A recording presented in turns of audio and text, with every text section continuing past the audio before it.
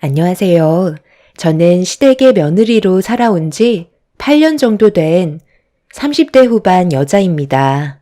오늘 제가 컴퓨터에 앉아 글을 쓰게 된 이유는 평소에 욕심이 많았던 시모의 행동이 안 좋은 문제를 일으키게 된 사건이 있어서 사연을 신청하게 됐습니다.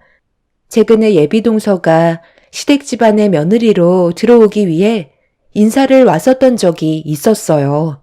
예비동서가 병원장 딸이라는 말에 시모의 눈은 평소와 다른 눈빛으로 변했고 집안은 난리가 났었죠. 이미 시모는 병원장이라는 말이 나오는 순간 예비동서를 며느리로 받아들인 상태였어요. 그리고 평소에도 저에게 함부로 대했던 시모는 제가 받은 상처들은 생각도 하지 않고 오로지 예비 동서한테만 집중이 되어 있었습니다. 결국 저도 기분이 좋지 않았던 터라 시모에게 불만을 털어놓게 되었지만 눈 하나 깜빡하지 않고 오히려 더 막말을 퍼부으셨어요. 제가 8년의 시간 동안 며느리로 지내면서 제일 상처받았던 순간이었고 뭐하러 이런 인간관계를 유지하나 싶었죠. 더 이상 못하겠어요. 다음날 예비동서가 인사 온다곤 하지만 이건 아니죠. 어머님, 지금 몇 시인 줄 아세요? 새벽 3시예요. 아무리 예비동서가 마음에 들었다 해도 저보고 지금 이 시간에 수산시장에서 해물을 사오라는 게 말이 된다고 생각하세요? 저 오늘 어머님한테 시달리느라 얼마나 힘들었었는데요. 그래서 다녀오지 않겠다는 거야? 새아가가 해물만 먹는다잖아. 그걸 진작에 알았다면 미리 준비했을 텐데 갑자기 막내 아들한테 연락받은 건데 결혼하겠다고 온 예비 며느리를 숟가락만 들고 있게 할 수는 없잖아. 내가 이상한 거니? 아니면 네가 게으른 거야? 병원장 딸이라잖냐. 이 정도 대우는 당연히 해줘야 되는 거라고. 내가 한마디 하면 그냥 군소리 하지 말고 다녀오면 좀 좋아? 이게 나 좋자고 하는 거야?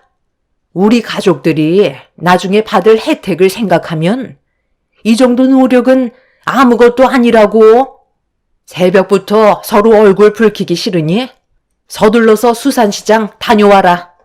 이번 일만 끝나면 한숨 돌릴 수 있잖아. 빨리 일어나라니까. 아들, 너는 뭐하고 있어? 운전해 줘야 될 거 아니야. 동생 결혼하는데 신경 써줘야 되지 않겠니? 병원장 며느리 들어온다는데 지금 잠이 와? 빨리 일어나라. 아유, 엄마.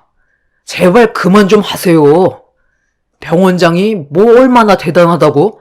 이 난리예요. 오늘 하루 종일 고생한 거 생각하면 열불 터진다고요. 당장 나가주세요. 볼 것도 없는 것들이 아주 입만 살았지? 너희들이 나한테 뭘 해줬는데 제대로 된 여행을 보내줘봤어? 아니면 명품 하나 선물을 해줘봤어? 용돈도 입에 풀칠할 정도만 주면서 나한테 미안하지도 않아? 막내 아들이 병원장 딸을 데려오면 내 삶이 바뀌고 얼마나 많은 것들을 누릴 수 있겠니? 너희들이 채워주지 못하는 거 우리 집안 식구로 들어오게 될 예비 며느리가 충족시켜줄 수 있을 텐데 최대한 결혼식까지는 성사시켜야 되지 않겠어? 나를 만족시켜주지 못할 것 같으면 불만 가지지 말고 내가 하라는 대로 움직여라. 점심시간 맞춰서 온다고 했으니까 시간이 많지 않다. 후딱 준비하고 내가 적어준 대로 사와라. 시모는 저희 부부 말은 아예 들으려고도 하지 않았어요. 무조건 시모의 말만 듣길 원하셨죠. 저희 부부는 토요일 아침 일찍 와서 시모가 시키는 일을 하느라 쉬지도 못하고 계속 움직였었어요. 남편은 시모가 시키는 대로 집안 구조 조정을 다시 하면서 대청소까지 이어나갔고 저는 주방에 틀어박혀서 나오지 않았었죠. 그렇게 시모는 다음 날에 있게 될 예비동서의 인사 자리에 조금이라도 눈에 거슬리는 건 보고 싶지 않아 저희를 이용하면서 부려먹었습니다. 그렇게 녹초가 될 때까지 진이 빠져버린 상태로 쓰러지다시피 방 안에 들어가 누워 잠이 들었었는데 시동생과 시모가 전화통화를 하면서 대화를 하다가 예비동서가 거의 해물만 먹는다는 한마디를 꺼내게 되었는데 시모는 그걸 놓치지 않고 또다시 새로운 음식을 준비하기 위해 잘 자고 있던 저와 남편을 깨우게 되었던 거죠. 그때는 정말 화가 머리끝까지 올라온 상태였어요. 병원장 예비동서가 뭐라고 저희가 고생하는 건 조금도 생각해주지 않는 시모에게 너무 서운했었습니다. 결국 하도 난리를 치시는 바람에 저희는 등 떠밀려 차에 올라타게 되었고 수산시장으로 출발하게 되었어요. 가는 도중에 남편은 시동생에게 전화를 했어요. 너 제정신이야? 내가 지금 이 시간에 수산시장을 가야 되겠냐? 간단하게 인사하는 자리인데 일을 이렇게 크게 만들면 어쩌자는 거야? 오늘 하루 종일 너희 형수가 주방에서 기름 냄새에 얼마나 찌들었는지 알아? 그런데 갑자기 전화해서는 해물만 먹는다고 말을 해선 일을 이 지경으로 만들어? 진작에 얘기를 했어야지. 수영씨가 요즘 다이어트 한다고 해서 기름진 음식은 손에 대지도 않거든. 그래서 나는 엄마한테 그런 일이 있다고 얘기했던 것 뿐인데 그게 잘못된 거야? 수영씨가 병원장 딸인 건 형도 알고 있잖아. 그럼 이 정도는 충분히 감수할 수 있어야지. 왜 이해를 못 해주는 건데? 형수님이 만약에 병원장 딸이었으면 나는 시키는 건 뭐든 다 했을걸?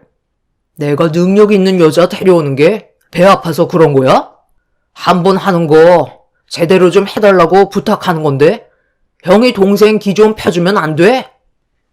남편은 어이가 없다는 듯 한숨을 내쉬면서 시동생과 언성을 높였지만 달라지는 건 전혀 없었습니다. 오히려 시동생 또한 당연한 거라고 생각하면서 저희한테 막말로 되돌려주고 있었습니다. 기분이 상할 대로 상해버린 저희 부부는 이미 한계치까지 다다른 상태였어요. 시동생은 예비동서와 결혼이 엎어진다면 그건 전부 다 저희 책임이라면서 오히려 더 큰 목소리로 화를 내더니 전화를 끊어버렸고 남편이 다시 전화를 했지만 이미 핸드폰의 전원은 꺼져 있었습니다. 저는 옆에서 흥분한 남편을 진정시키며 서둘러 수산시장에서 장을 보고 들어가는 게 좋을 것 같다고 설명했어요. 괜히 또 늦으면 시모한테 싫은 소리 듣게 될까봐 스트레스 오는 일을 최소화하려고 노력했었어요. 그렇게 저희는 시모가 적어준 해산물을 산 뒤 집으로 들어가자마자 시모는 고생했다는 말보다 왜 이렇게 늦었냐고 오히려 저희 부부에게 아침부터 쓴소리를 하셨습니다. 그 순간 남편이 울컥하길래 제가 팔을 잡아 방으로 들여보냈어요. 그날만큼은 최대한 좋게 넘어가고 나중에 다시 얘기하는 게 좋을 것 같다고 남편을 진정시켰습니다. 시모는 저보고 빨리 주방으로 튀어오라면서 목소리를 높이셨고 저는 주방에서 시모가 시키는 대로 정신없이 음식을 다시 준비하게 되었죠. 그렇게 모든 준비가 끝이 나자 어느덧 점심시간이 다가왔고 시부가 먼저 집에 들어오셨어요. 지방에서 일을 하셔서 주말에만 올라오셨기 때문에 그날 예비동서가 인사 온다는 말에 시간 맞춰서 들어오셨죠. 그리고 잠시 뒤 시동생과 예비동서가 시댁으로 들어왔습니다. 모두가 예비동서를 반겨주는데 시모가 주방에서 나가시면서 저에게 한마디 하셨어요. 너는 음식을 손으로 하지 않고 몸으로 했니? 꼴이 그게 뭐야? 꾀죄죄 하니까 나오지 말고 주방 정리나 마저 하고 있어.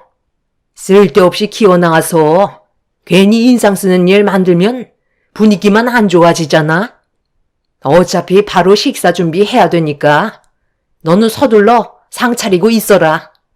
표정 관리에 신경 쓰고, 알았지? 시모는 거실에 들어선 예비 며느리를 보더니 밝은 목소리로 반겨주셨어요.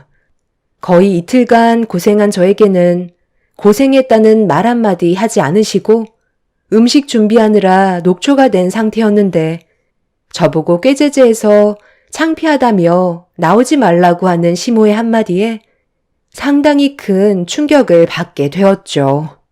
시모는 음식이 식기 전에 먼저 식사부터 하자며 시동생과 예비동서를 주방으로 안내했고 그제서야 저와 동서가 눈을 마주쳤는데 어디서 많이 본 것 같은 느낌이 들었어요. 일단 간단하게 인사를 주고받긴 했지만 낯이 익은 얼굴이라 계속해서 예비동서에게 시선이 가고 있었죠. 시모는 서둘러 음식을 내오라며 재촉하셨고 저는 일단 먼저 상차림을 끝냈습니다. 그렇게 모두가 식탁 테이블에 둘러앉아 식사를 하려고 하기 시작했고 저도 남편 옆에 앉아서 허기진 배를 채우려는데 시모가 제 팔을 붙잡더니 저를 끌어당겼어요. 그리곤 시모는 저에게 귓속말로 황당한 한마디를 뱉으셨죠. 너무 어이가 없어서 할 말을 잃은 채로 시모를 바라봤습니다. 너 지금 배 안 고프잖아. 나중에 먹어도 되는 거 아니야? 굳이 그 차림으로 자리에 앉아야 되겠니? 일단 너는 부엌에 서 있어라. 부족한 음식들이 있으면 채워줘야지. 내가 일어나서 음식을 내어줄 수는 없잖아. 그냥 부엌에 처박혀 있고 나오지 않는 게 좋겠다. 오늘 하루 네가 희생 좀 해줘라. 알겠지? 시모는 저를 부엌으로 밀어내었어요. 남편은 제가 자리에 앉지 않자 손짓하면서 같이 식사를 하자고 불렀지만 시모가 고개를 돌려 저를 노려보시길래 주방에서 한참 동안 음식을 만들다 보니 생각이 없다며 대충 둘러댔어요. 이미 감정이 상한 상태였지만 저로 인해 식사 자리를 망치는 건 원하지 않았어요. 그래서 참고 또 참으면서 시모가 시키는 걸 묵묵히 하고 있었는데 예비동서의 얼굴이 어디서 본 것 같은데 잘 기억이 나지 않아 계속 힐끗힐끗 쳐다보고 있다가 예비동서가 그걸 의식했는지 갑자기 숟가락을 내려놓더니 저를 보며 기분 나쁘다는 표정으로 한마디 건넨 순간 예비동서의 태도에 저는 깜짝 놀라고 말았습니다. 아니, 제 얼굴에 뭐가 묻었나요? 아니, 왜 계속 쳐다보세요? 아까부터 힐끗힐끗 쳐다보시는데 솔직히 기분이 별로 좋지 않아서요. 저한테 할 말이 있으면 하세요. 예, 밥 잘 먹고 있는데 계속 쳐다보면 불편한 거 모르는 것도 아니면서 예비 세아가 신경 쓰이게 왜 그런 거야? 기분 나쁘다잖아. 그냥 몸을 돌리고 있어라. 엄마, 방금 뭐라고 하셨어요? 왜 저 사람이 몸을 돌리고 있어야 되는 건데요? 좀 볼 수도 있는 건데 사람 무한하게 그런 식으로 말씀하셔야 돼요? 저 이 기분으로는 식사 못하겠어요. 웬만하면 그냥 넘어가려 했는데 너무 불쾌해서요. 이제 그만 먹어도 되는 거죠? 요즘 다이어트 중이라 제가 좀 예민해진 것도 있기는 한데요. 여러 가지로 신경 쓸 일도 많아서 음식이 입에 넘어가지 않네요. 거실에서 마저 대화하는 게 좋을 것 같은데 괜찮으시죠? 너는 세아가 밥 잘 먹고 있는데 괜히 기분 상하게 해서 이게 뭐니? 빨리 사과해라. 분위기 망쳤으면 좋겠어. 네가 쳐다보는 게 기분이 안 좋았다잖아. 아유, 또 시작이야? 수영 씨가 이해 좀 해줘. 우리 집안 식구들이 원래 좀 그래. 한 사람 한 사람 비 맞추는 게 쉽지가 않아. 다 먹었으면 거실로 가자. 형수, 과일 좀 부탁해요. 그리고 수영 씨가 식사가 끝나면 따뜻한 차를 항상 마시니까 그것도 좀 같이 준비해 주세요. 나까지 입맛이 뚝 떨어져 버렸네. 저는 예비 동서의 태도에 입을 다물지 못했었어요. 뚫어지게 쳐다본 것도 아니고 기분 나쁜 시선을 보낸 것도 아닌데 어른들이 뵙는 자리에서 숟가락을 내려놓더니 초면에 예의 없는 말을 꺼내는 예비 동서의 한마디에 놀란 저는 할 말을 잃어버렸었죠. 남편은 시동생과 예비 동서의 예의 없는 행동에 얼굴을 붉히기 시작하는데 식사를 하시던 시부가 식탁 테이블이 부서질 정도로 손바닥으로 내리쳤어요. 화가 잔뜩 올라오셨는지 시동생과 예비 동서를 무서울 정도로 노려보셨죠. 순식간에 분위기가 차갑게 가라앉게 되자 예비 동서는 시부의 돌발 행동에 많이 놀랐는지 딸꾹질을 하면서 시동생에게 찰싹부터 시부를 바라보고 있었어요. 시부는 시동생과 예비 동서에게 한마디 할 줄 알았는데 갑자기 저를 보시더니 제 잘못이라면서 손님에 대한 예의가 아니었다며 예상하지 못했던 상황이 벌어지고 말았습니다. 누가 봐도 시동생과 예비 동서가 잘못한 건데 제가 너무 뚫어지게 쳐다봐서 부담 가지게 만든 게 원인 제공 요인이라며 자리에서 일어나신 뒤 주방에서 나가셨네요. 시부는 거실로 돌아가 소파에 털썩 앉으셨고 시동생과 예비 동서는 시부를 따라가 자리에 앉았습니다. 그러니까 내가 뭐라고 그랬어? 눈치껏 행동해야 될 거 아니야. 너는 왜 이렇게 대처 능력이 없니? 너 나중에 나랑 따로 얘기 좀 해야 되겠다. 정말 뭐 하나 마음에 드는 게 하나도 없어. 식사 잘하고 있는 사람을 뚫어지게 쳐다보면 당연히 불쾌할 거라는 생각 안 하니?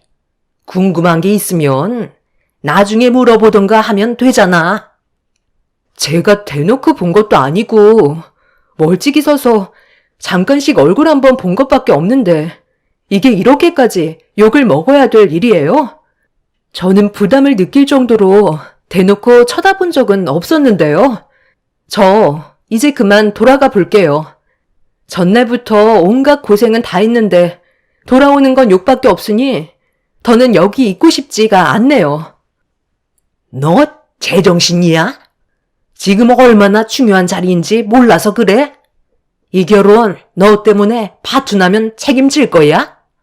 우리한테 온 기회를 걷어찰 거냐고. 억울하고 기분 나쁜 게 있어도 나중에 다시 얘기하면 되는 거잖아. 분위기 파악 못하고 이대로 나간다면 예비 며느리는 기분이 어떻겠어? 결혼 문턱은 아예 밟아볼 수도 없게 되는 거라고. 쓸데없는 행동하지 말고 후딱 과일 준비해 내어주면서 기분 나쁘게 했던 거에 대해 사과해라. 그럼 아무 일도 없을 거라고. 병원장 딸이라고 엄청 쩔쩔 매시네요. 이 사람이 뭘 잘못했다고 사과까지 해야 되는 거죠? 당신 방에 들어가서 짐 챙겨서 나와. 엄마는 정말 끝까지 이기적인 거 알아요? 더는 저희 찾지 마세요. 이런 대우 받아가면서까지 왕래하고 싶지 않습니다. 힘들게 고생한 거에 대해 고맙다는 말 한마디 하시지 않고 오히려 욕만 얻어먹고 있는데 뭐하러 이 집에 들어와요? 지금까지 저도 참을 만큼 참았어요. 결혼이 파투가 나든 말든 그건 저희가 신경 쓸 일이 아니니까 알아서들 하세요. 자기들이 좋으면 결혼까지 하겠죠. 다시는 연락하지 마세요. 평생 얼굴 볼 일 없을 겁니다. 엄마 아들로 태어난 게 정말 후회가 되네요. 저는 시모에게도 너무 서운했었지만 시부의 행동에 상당히 큰 충격을 받은 상태라 더는 시댁에 있고 싶지가 않았어요. 그래서 남편의 말대로 방에 들어가 짐을 챙겼고 뒤이어 남편도 방으로 들어와 짐 챙기는 걸 도와주고 있었죠. 그런데 갑자기 시부가 방 안으로 들어왔어요. 남편이 신경도 쓰지 않자 시부가 화를 내셨습니다. 너 이대로 나가면 정말 나랑 끝나는 거니까 잘 생각해야 될 거다. 내가 봐도 며느리가 잘못한 건데 이런 식으로 네가 편을 들면 내 입장이 뭐가 되겠어? 아버지는 지금 옳은 행동을 하셨다고 생각하세요? 그 자리에서 꼭 이렇게 이 사람한테 화를 내야 했어요? 저는 이미 아버지랑 끝났으니까 비키세요. 나도 이제 지긋지긋한 삶 좀 청산하자. 병원장 딸이 며느리로 들어오면 지금 일도 그만두고 매달 들어오는 용돈으로 편하게 좀 살아보려고 하는데 며느리가 예비 새아가 심기를 건드렸다가 결혼 안 한다고 하면 내가 생각했던 계획이 전부 틀어지는 거잖아. 그래서 분위기가 더 심각해지기 전에 내가 먼저 나섰던 것뿐이다. 그래서 금방 정리가 됐잖아. 그냥 조용히 과일 먹고 대충 대화 나눈 다음 상견례 잘 마치고 결혼식 올리면 끝인데 그걸 못 참아서 상황을 심각하게 만들어야 되겠어? 몇 시간만 참으면 끝나는 건데 이대로 나가는 건 좋은 방법이 아니라는 거 너도 잘 알잖아. 빨리 자리로 돌아가 앉아라. 아버님, 정말 너무하시네요. 그러니까 아버님도 병원장 딸이 며느리로 들어온다고 하니까 욕심이 생기셔서 가족들 앞에서 저한테 그렇게 하신 거예요? 무슨 말을 더 할 필요가 뭐가 있겠어요? 어차피 아버님은 혼자만 생각하지 저희 입장에서는 단 한 번도 생각해 준 적 없으시잖아요. 전날부터 저희가 고생한 걸 알아주셨다면 좀 전에 그런 식으로 행동하시지 않으셨겠죠. 저도 아버님 며느리 역할 그만하고 싶어요. 이렇게 살 바엔 이 사람이랑 둘이서 사는 게 훨씬 행복할 것 같네요. 남편은 시부를 밀친 뒤 방문을 열고 밖으로 나왔어요. 저도 그 뒤를 따라 나섰습니다. 시동생과 예비동서는 저희 부부를 바라보면서 어이가 없다는 표정으로 바라보고 있었습니다. 그런데 현관문을 나서려는 순간 예비동서를 어디서 봤는지 기억이 나게 되면서 왜 시동생과 결혼을 하려는 건지 그제서야 이해가 되더라고요. 능력이 좋은 것도 아닌 시동생이 병원장 딸과 결혼한다고 했을 때 뭔가 이상했었는데 제 기억이 돌아오자 속으로 환호성이 터져 나오고 있었습니다. 그렇게 저는 남편과 함께 친정으로 돌아가 제 딸을 주말 동안 돌봐주신 부모님과 함께 시간을 보낸 뒤 용돈을 드리고 집으로 돌아왔어요. 남편은 집에 와서도 시댁 집안 식구들의 행동과 예비동서의 예의 없는 모습들에 쉽게 화를 가라앉히지 못하고 있었죠. 그날 저녁 시부모님께 전화가 왔지만 저희 부부는 받지 않았습니다. 그렇게 시간이 지나고 시부모님은 상견례까지 전부 다 끝낸 뒤 결혼식 일정을 저희한테 문자로 남겨주셨어요. 웬만하면 참석하라고 했지만 끝내 저희 부부는 결혼식도 참석하지 않았습니다. 시댁에서 나올 때 이미 아예 인연을 끊고 살 거라고 결정을 내려버린 상태라 아무것도 하지 않았습니다. 시부모님과 시동생 또한 결혼식을 참석하지 않았다는 거에 화가 많이 났는지 그날 이후 연락은 아예 오지도 않았어요. 저는 이런 삶이 너무 행복했었죠. 더 이상 눈치 안 봐도 되고 시달리지 않아도 돼서 지금의 삶에 충분히 만족하며 지내고 있었어요. 그렇게 몇 달의 시간이 지났을 때 시부모님과 시동생이 저희 집에 찾아왔어요. 연락을 받지 않다 보니 무작정 얼굴부터 들이민 시댁 식구들이 너무 불쾌했었는데 시모의 한마디에 저는 속으로 웃음이 터지고 말았습니다.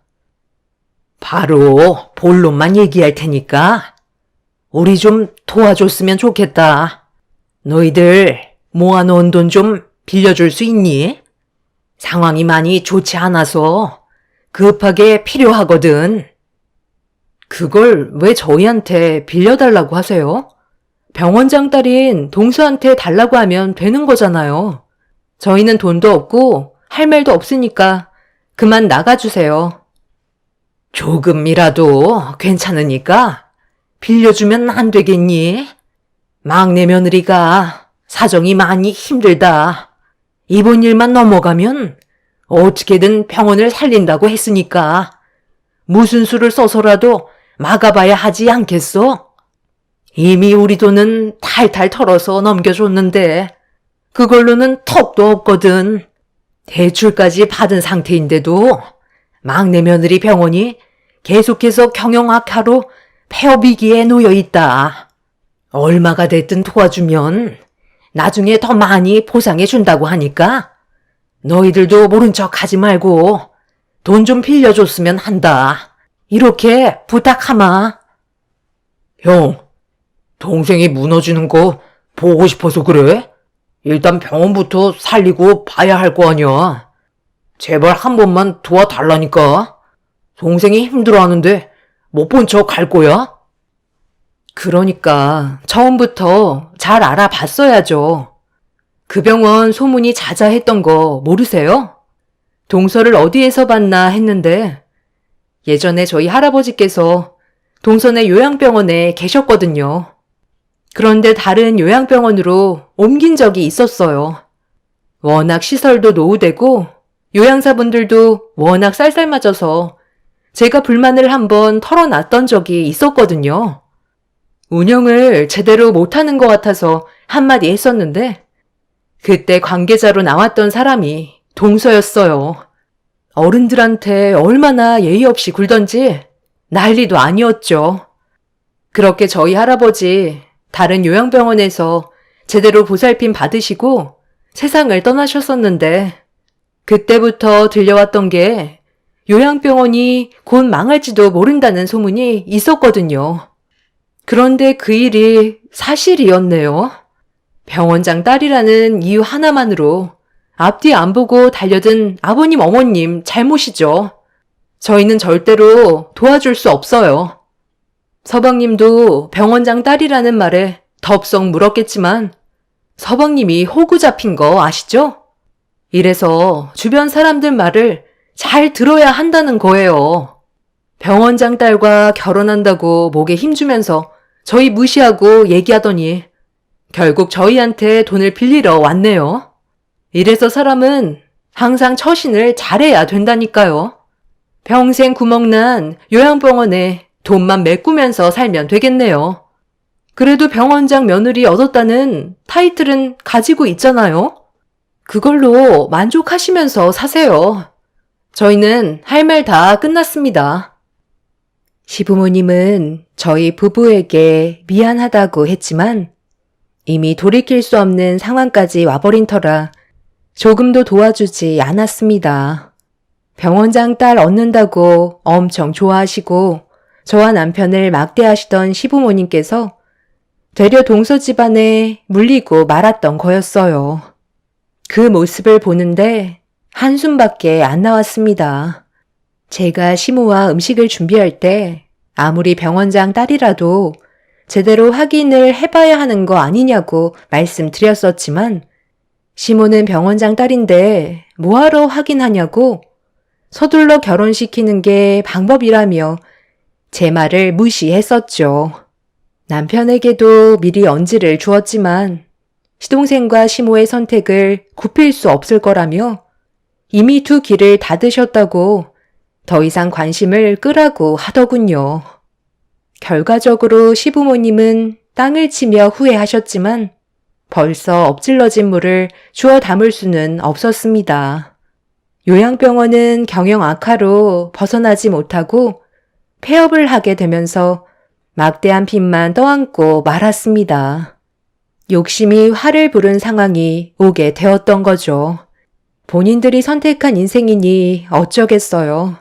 저희 부부는 지금도 안정적인 결혼 생활과 하루하루 행복한 날들을 보내고 있지만 시댁 식구들은 땅을 치며 후회하고 있습니다. 시부모님은 동서에게 용돈 받아가면서 편한 생활을 상상했겠지만 현실은 막대한 대출로 인해 벗어날 수 없는 노동을 해야 되는 삶을 선택하게 되었던 거죠. 사람의 욕심은 한두 끝도 없는 것 같아요. 눈앞에 보이는 병원장 딸이라는 간판에 혹하고 넘어가더니 결국 빈털터리가 되어 버렸네요. 저한테 함부로 대했던 행동들에 대해 후회하고 있을 테지만 저는 시댁 집안 식구들의 얼굴을 두 번 다시 볼 생각이 조금도 없습니다. 저희 부부의 삶까지 무너지는 건 용납할 수가 없을 것 같네요. 제 사연 들어주신 분들, 오늘 하루도 즐거운 시간 되시길 바랍니다. 감사합니다. 안녕하세요. 저는 김포에 살고 있는 60대 중반 여자입니다. 그동안 살면서 처음으로 인간 이하의 취급을 받은 것도 모자라 저희 집안에 엄청난 충격을 안겨줬던 사람들에 대해 여러분들과 대화 좀 나눠보고 싶어 이렇게 사연을 신청하게 되었어요. 사람마다 사는 인생이 다르기 때문에 빈부격차도 당연히 어느 정도 차이가 나겠지만 그렇다고 자신이 가진 재력으로 한 집안을 무시하고 인간 이하의 취급을 하는 건 잘못됐다고 생각합니다. 신기하게도 사돈 집안의 가족들은 하나같이 문제점들이 많아 보였는데 예비 사이는 전혀 다른 모습을 보여주고 있었죠. 솔직히 예비 사이만 봤을 때 결혼은 무조건 허락을 해줬었어요. 너무 예의 바르고 어른을 공경할 줄 알며 가끔 만날 때마다 눈에 거슬리는 행동을 단 한 번도 보여준 적이 없었습니다. 그만큼 사이로선 1등 신랑감이었지만 상견례에서 처음 마주보게 된 사돈 집안이 저희 가족을 불쾌한 시선으로 바라보고 있었어요. 온몸은 명품으로 도배가 되어 있었고 풍기는 이미지는 저희 집안과 비교도 안 될 정도로 부티가 흐르는데 저도 모르게 기가 죽을 정도로 바라보는 시선에서 많은 부담을 느끼고 있었죠. 서로 인사를 주고받는 것도 아닌 저희가 인사를 드렸는데도 고개를 세우고 받아주지 않았습니다. 뭔가 잘못되어 가고 있다는 걸 직감한 저는 표정이 점점 굳어지기 시작했죠. 이런 와중에 딸과 예비 사이는 아무것도 모르는 듯 서로 좋다고 해맑게 웃고 있었습니다. 남편도 저와 같은 느낌을 받고 있었는지 침묵을 지키며 물만 들이키고 있었어요. 예비 사이는 어색함을 풀기 위해 가벼운 목소리로 분위기를 이끌어갔지만 사돈댁들은 아무 말 없이 묵묵히 저희를 바라보기만 할 뿐 상견례에는 크게 관심이 없어 보였습니다. 제 아들과 결혼하는 게 쉽지 않을 거라는 거 어느 정도 짐작은 하셨을 텐데요. 여기까지 나오신 거 보면 상당한 용기가 필요하셨을 텐데 이왕 이렇게 얼굴 마주보게 된 거 돌려서 말하지 않겠습니다. 괜히 초장부터 결혼에 대해 반대하면 제 아들이 회사에 지장을 줄까봐 말하지 않고 묵묵히 상황을 지켜보고 있었거든요. 그런데 상견례까지 한다고 했을 때 부모 생각은 전혀 하지 않는다는 걸 알 수 있었죠. 결혼하겠다고 여자를 데려왔는데 처음 얼굴을 보자마자 어찌나 놀랐던지 저희 집안과는 전혀 어울리지 않고 딱 봐도 빈곤층에서 사는 여자 같길래 너무 놀라서 한마디 하려 했었죠. 그런데 누구보다 제가 아들의 성격을 워낙 잘 아니까 어떻게 하는지 유심히 지켜보고 있었습니다. 벌레 한 마리 들어왔다고 해서 집안 전체가 무너지지 않잖아요. 알 까기 전에 잡으면 되니 일단 건들지 않고 있었죠. 주위에 정말 잘 나가고 조건 좋은 여자들이 수두룩한데 왜 하필 데리고 다니기에도 쪽팔릴 정도로 마음에 들지 않는 여자를 데려온 건지 궁금했었습니다. 언제나 현명한 아들이었기 때문에 이번에도 저에게 실망시키지 않을 거라 생각했었어요. 하지만 제가 생각했던 거와 다르게 전혀 이득될 것도 없고 재활용도 안 되는 그런 쓸모없는 여자를 데려왔다는 걸 대화를 통해서 알 수 있었죠.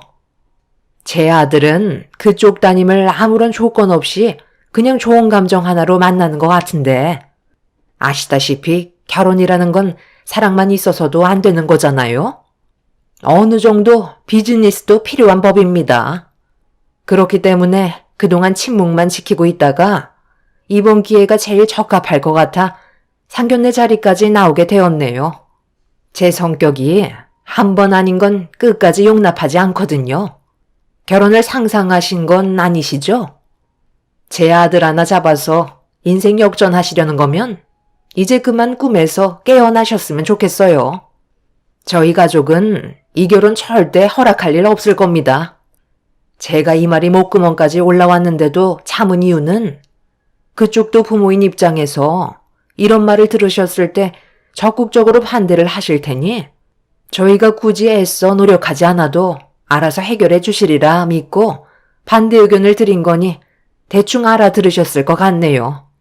인세 왔을 때 반대했으면 제 아들이 통제가 안 될 정도로 난리를 쳤을 테지만 그쪽 분들이 결혼을 반대한다고 저희 집안과 똑같은 의견을 내세우시면 당연히 받아들이지 않겠어요? 엄마, 지금 뭐 하시는 거예요? 여태까지 아무 말도 하지 않으시고 결혼 허락해 주신다고 하셨잖아요. 그럼 된 거 아니에요? 뭘 더 봐야 한다는 거죠? 제가 좋아하기만 하면 그걸로 만족한다고 하셨잖아요. 그런데 도대체 이제 와서 이러시는 이유가 뭐예요? 그걸 정말 몰라서 그러는 거야? 우리 가족이 목덜미 잡고 쓰러지는 거 보고 싶은 건 아니지? 이건 당연히 문제가 있는 거지.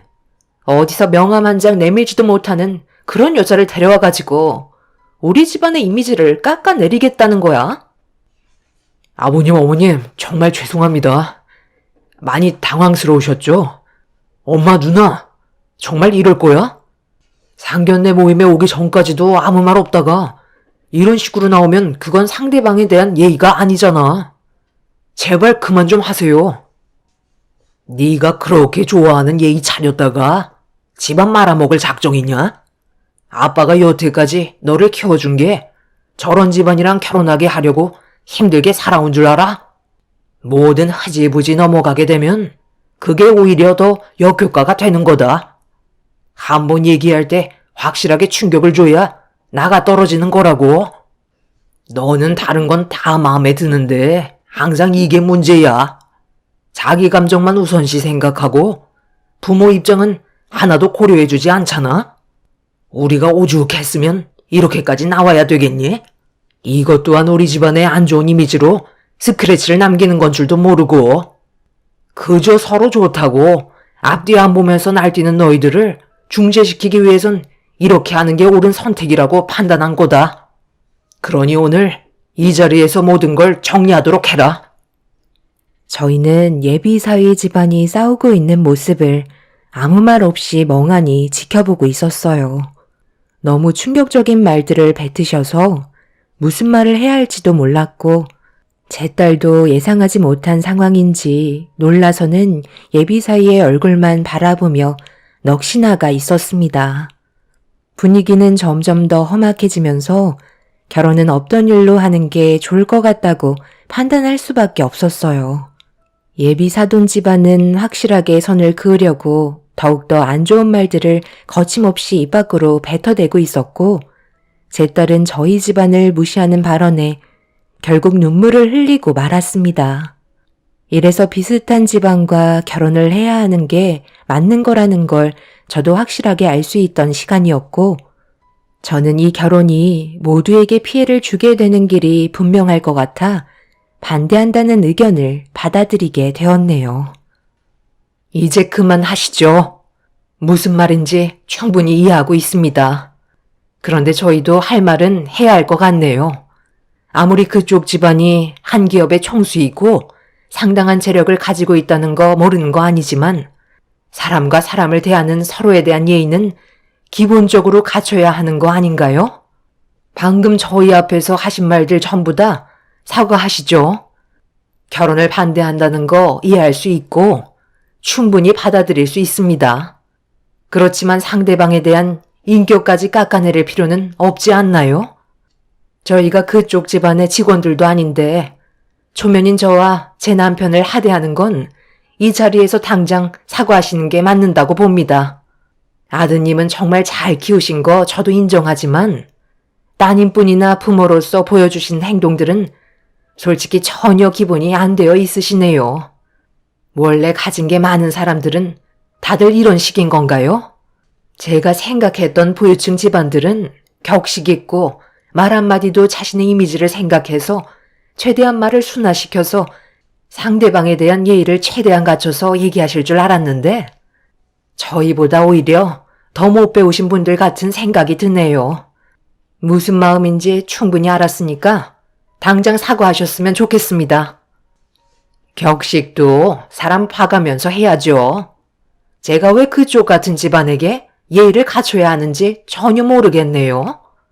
그쪽 딸이 내 아들을 어떻게 깨웠는지는 모르겠지만 제대로 하나 물어왔으니 어떻게 해서든지 이 결혼 성사시키고 싶은 마음 내가 모를 줄 알아요? 겉으로는 아닌 척해도 소용없어요. 사람들은 다 똑같거든요. 물질 앞에서는 결국 무릎 꿇게 되어 있어요. 왜 여자들이 자기 형편은 생각 안 하고 남자 능력만 보는 줄 알아요? 인생 좀 편하게 살고 싶고 남들보다 떵떵거리면서 대우받고 싶은 그런 심리가 있기 때문에 돈 많은 남자한테 접근하는 거라고요. 특히 없는 것들이 그런 욕구가 더 심하죠. 있는 사람들이야 어차피 거기서 거기니까 크게 욕심부리는 것도 없는데 없는 사람들은 어떻게 해서든지 인생 한번 뒤집어 보겠다고 별짓을 다 하잖아요. 그쪽 따님도 제가 봤을 때 별반 다르지 않아 보이는데요. 그런데 저희가 왜 사과를 해야 되는 거죠? 여태껏 제 아들이 가지고 놀아준 것만도 감사하게 생각해야죠. 아들, 여기까지만 노는 거다. 더 이상 진지하게 들어가지 말고 그만 끝내라. 저런 집안과 엮이는 순간 나중에 뒷감당은 어떻게 하려고 그래? 소문이 더 안 좋은 소문을 낳는다는 거 몰라? 그래서 사과를 하지 않으시겠다는 거네요. 그럼 저는 생각을 다시 바꾸도록 하겠습니다. 어차피 결혼이라는 거 둘이 좋아서 하는 거잖아요. 저는 말리지 않겠습니다. 그쪽이 말씀하신 게 100번 옳은 것 같네요. 이참에 로또 한번 잡아보죠. 저는 이 결혼 허락할 거고 조금도 관여할 생각이 없네요. 둘만 좋으면 그걸로 저는 만족합니다. 저도 좋게 좋게 넘어가려 했는데 오히려 상황을 더 악화시키고 있는 건 그쪽 집안이니 누가 더 잃을 게 많은지 한번 해보자고요.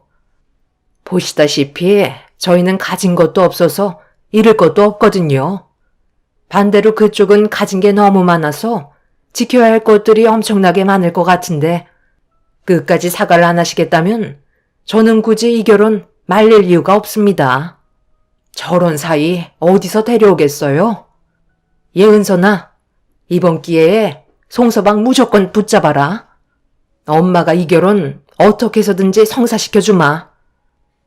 예비 사돈 집안은 갑자기 돌변한 제 모습을 보고 당황했는지 말을 더듬기 시작했어요.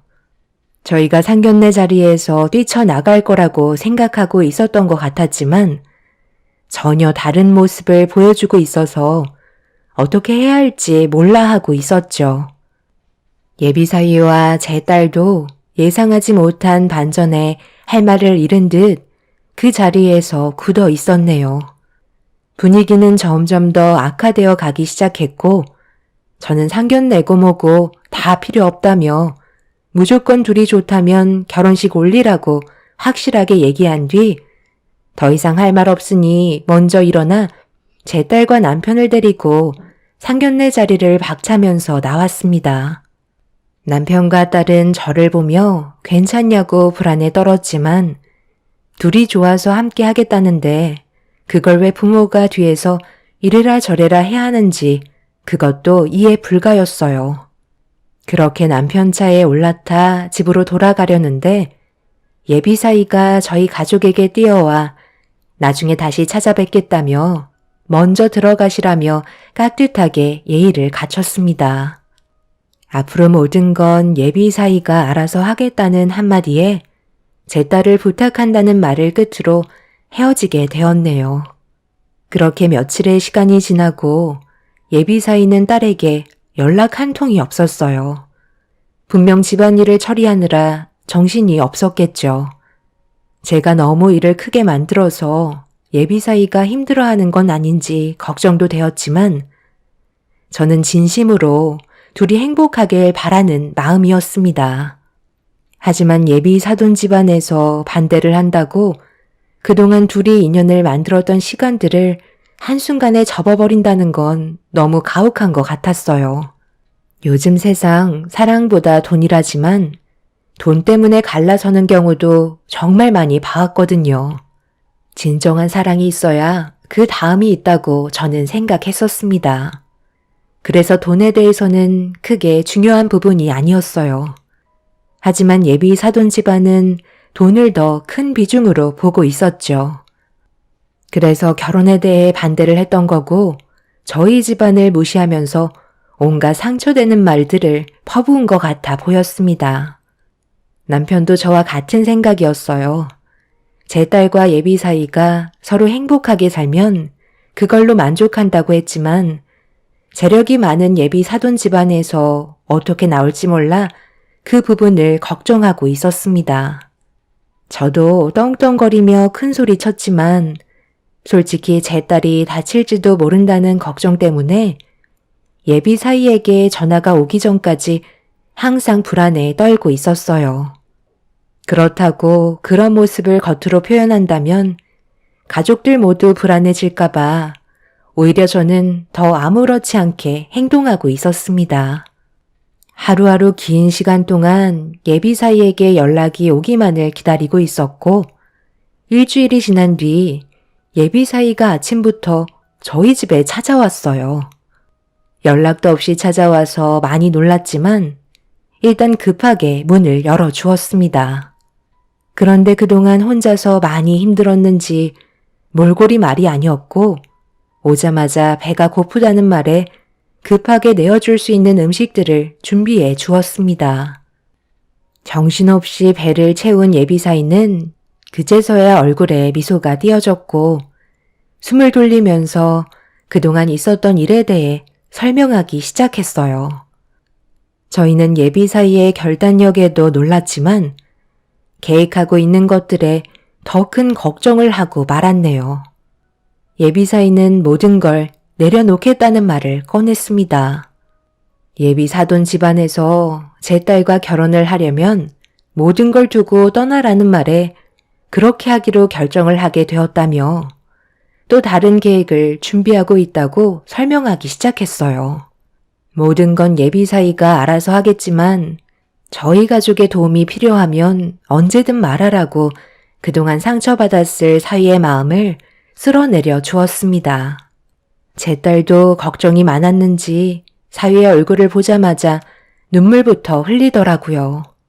서로가 그만큼 진심인 걸 두 눈으로 보고 있는데 예비 사돈들이 두 아들, 딸의 인생길을 막아서는 게 너무 안타까웠습니다.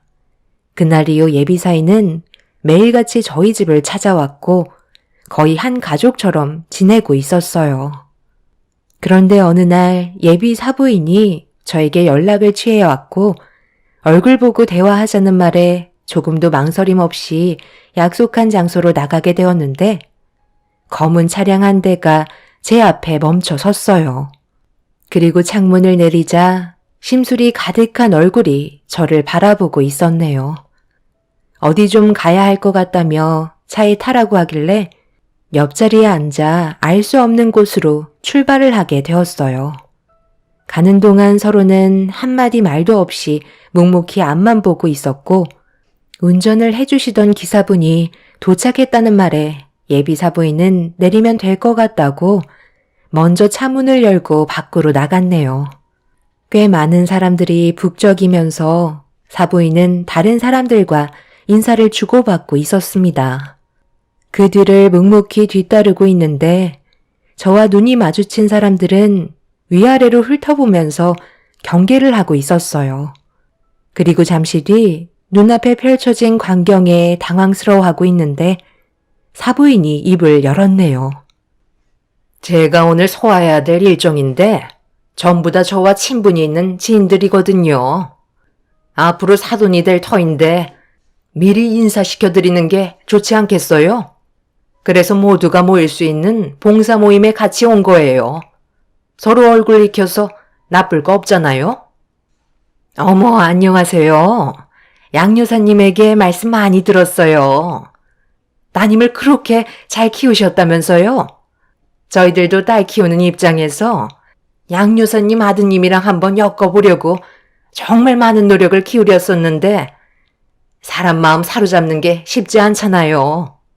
그런데 그쪽 따님이 낚아채셨다는 말에 그 노하우 좀 듣고 싶어서 저희도 오늘 봉사 모임에 참석하게 된 거예요. 제가 양 여사님한테 들었는데 예비 며느리 될 사람이 남자 홀리는 능력이 그렇게 좋다면서요? 그것뿐인 줄 알아. 눈웃음 살랑살랑 치면서 내 아들 앞에서 꼬리를 흔드는데 얼마나 요물이던지. 나중에 시간 되면 내가 차례 한번 만들 테니까 와서 좀 배우고 가. 그래야 아직도 시집 못 간 자제들도 한 자리씩 꿰찰 거 아니야? 사돈, 뭐하고 서 있어요? 얼른 고무장갑 끼고 김치소 만들어야죠. 저희는 원래 이렇게 모여요. 봉사활동하면서 수다 떨고 기업 이미지 살리고 사는 게 원래 이런 거 아니겠어요? 세상살이 이미지가 반은 먹고 들어가더라고요. 이런 거 하나하나 배워놔야 나중에 내 아들 길을 펼 수 있는 거라고요. 조만간 이 자리에 예비 며느리도 부를까 하는데 괜찮죠? 지금 뭐 하시는 거죠? 저한테 무슨 대답을 듣길 원하는 거예요? 이런 식으로 저에게 경고를 하시는 건가요? 말이 너무 거치시다. 남들이 보면 싸우는 줄 알겠어요. 오래간만에 만났는데 일단 진정 좀 하시고 제 얘기 들어보시죠. 내 아들이 상견례 이후 저희를 설득시키려고 얼마나 많은 노력을 했는지 말 안 해도 아실 거예요. 그런데 왜 내 아들만 희생을 해야 되는지 모르겠더라고요. 그래서 저는 일단 그쪽과 대화를 좀 나누면서 예비 며느리를 앞으로 어떻게 해야 할지 고민을 좀 해보려고요. 그럼 오늘이 상당히 중요한 날이 되겠죠? 내 아들과 결혼을 한다 칩시다. 어차피 우리 집안이 반대를 해봤자 이미 내 아들은 그런 거 조금도 신경 안 쓰고 결혼할 생각을 가지고 있더라고요. 그렇게 되면 기본적인 건 해야 하지 않겠어요? 아들과 인연을 끊는 건 저희가 잃을 게 너무 많아서 차라리 받아주는 쪽이 그래도 손실을 줄일 수 있을 것 같은데 그래서 다른 쪽으로 메꿔보려고 생각을 해보니 며느리가 들어오면서 해오는 혼수가 있잖아요. 집이야 어차피 우리가 가지고 있는 걸로 쓰면 되니까 크게 걱정할 필요는 없지만 그 안에 들어갈 혼수품들은 전부 다 새 걸로 바꿔야 하지 않겠어요? 가지고 있는 재산이 얼마인지는 모르겠지만 기본적으로 딸이 결혼한다는데 어느 정도 자금은 모아두셨을 거 아니에요. 그거 싹 다 주시면 될 것 같아요. 집안 차이가 너무 나는데 저희가 부르는 금액의 기준은 당연히 맞춰주지 못할 것 같으니까 가지고 있는 재산 전부 털어서 혼수 맞춰주시면 될 것 같은데 괜찮으시죠? 내 아들이 로또인데 그 정도는 해줄 수 있잖아요. 도대체 얼마를 원하시는지 모르겠지만 지금 너무 막 나가시는 거 아닌가요? 저를 겁주려고 여기로 부르신 거예요? 지금 유치하게 못들 하시는 거죠? 저를 에워싸고 다들 노려보고 계시잖아요. 이런 식으로 대화를 이어나가는 건 잘못됐다고 생각되는데요. 그리고 저희 집안이 가지고 있는 재산 전부로 혼수를 해달라는 것도 너무 억지스럽고요. 저는 그래도 만나자고 했을 때 좋은 쪽으로 생각해서 나온 건데 이런 식으로 사람을 막대하실 줄은 정말 몰랐네요. 오늘 이 시간 이후로 두 번 다시 엮일 일은 없을 것 같아 저는 이만 돌아가 보도록 하겠습니다. 아드님이 왜 따로 나와 살고 있는지 확실하게 알 수 있겠네요. 그래서 지금 내 말을 무시하겠다는 거예요? 가지고 있는 게 많지 않으면 집 전세금이라도 빼서 주면 되는 거잖아. 내가 대충 미리 알아봤는데 한 3억 정도 되더구먼. 뒷조사도 안 해보고 무작정 혼수 얘기한 줄 알아요? 전세 3억 거기에다가 따로 모아놓은 재산이 있을 테고 그거 합쳐서 달라는 건데 우리 집안이 무리한 요구를 하는 건 아닌데 그것도 주기 싫다? 이 여편네가 아주 날로 먹으려 드네. 오늘 여기에서 나갈 수 있을 것 같아? 내가 원하는 대답 들을 때까지 아무 데도 못 가. 사부인은 화가 머리끝까지 올라왔는지 그동안 받았던 스트레스를 저에게 거침없이 풀기 시작했어요. 저를 에워싸고 있던 사람들과 사부인은 제 머리채와 멱살을 잡고 난리를 치기 시작하더니 발밑에 있던 김치소에 패대기를 치더니 얼굴을 파묻어 버렸습니다. 저도 더 이상은 참을 수가 없어 이판사판이었고 한참 동안 난리를 치고 있는데 멀리에서 낯이 익은 목소리가 들려왔어요. 예비사위와 제 딸이 뛰어오고 있었습니다. 제가 있는 곳을 어떻게 알고 왔는지 급하게 상황을 마무리 지어줬네요. 예비사부인은 바닥에 널브러져 있는 김치소를 주워들어 제 딸에게 사정없이 던지기 시작하면서 자기 아들 돌려달라고 난리를 치다가 덜썩 주저앉아 눈물을 쏟아내었습니다. 그리고 저희를 바라보면서 형편없는 것들과 놀아난다고 자기 아들을 원망하고 있었네요. 사위는 더 이상 힘들다며 파혼을 외쳤고 그 말을 들은 사부인은 눈물을 그치면서 아들의 손을 잡은 채 몇 번이나 다시 되물었네요. 사위는 파혼을 결정했다면서 고개를 떨구자 사부인은 시간이 지나면 괜찮아질 거라고 급하게 기사를 불러 차에 태운 뒤 사라졌습니다. 저는 너무 놀라 딸에게 어떻게 된 거냐고 물어보자 나중에 다시 얘기하자며 서둘러 그곳을 빠져나왔습니다. 그렇게 집에 도착해 김치소에 온몸이 범벅이 된 저는 샤워를 끝내고 딸에게 어떻게 된 거냐고 다시 물어봤어요. 딸은 시간이 없다면서 나중에 다시 얘기하자고 저를 데리고 어디론가 향하기 시작했습니다. 그렇게 한참을 달려 도착한 곳은 국제공항이었고 남편이 어떻게 된 영문인지 모르는 듯 저에게 달려왔어요. 저희는 딸이 시키는 대로 일단 움직이고 있었는데 갑자기 비행기를 탈 거라는 충격적인 말을 꺼내었습니다. 예비사위와 파혼을 해서 그 충격에 벗어나기 위한 발버둥인 것 같아 정신적으로 많이 힘드냐고 물어봤는데 예비사위가 준비해 준 거라며 잠시 바람 좀 쐬고 오면 될 것 같다는 설명을 해주었네요. 아무것도 준비가 되어 있지 않은 상황이라 얼떨떨해하고 있었는데 이미 꽤 오래전부터 계획을 세워놓은 상태였어요. 결국 딸과 함께 저희는 사위가 시키는 대로 비행기에 올라타게 되었는데 제가 알던 비행기가 아니었습니다. 제주도 갈 때 몇 번 탔던 비행기와 다른 1등석 비행기였고 두바이라는 곳에 여행 계획이 준비되어 있었어요. 딸이 몇 달 전에 해외여행을 떠날지도 모른다고 여권을 만들어야 할 것 같다고 했었는데 까맣게 잊고 있었거든요. 그런데 사위가 모든 걸 미리 계획하고 준비한 거였네요. 그렇게 1등석에서 처음 느껴보는 서비스를 받으며 비행기가 출발하길 기다리고 있는데 누군가 제 존칭을 불렀고 고개를 돌려보니 몇 시간 전에 헤어졌던 사위가 저희를 보며 밝게 웃으면서 다가왔어요.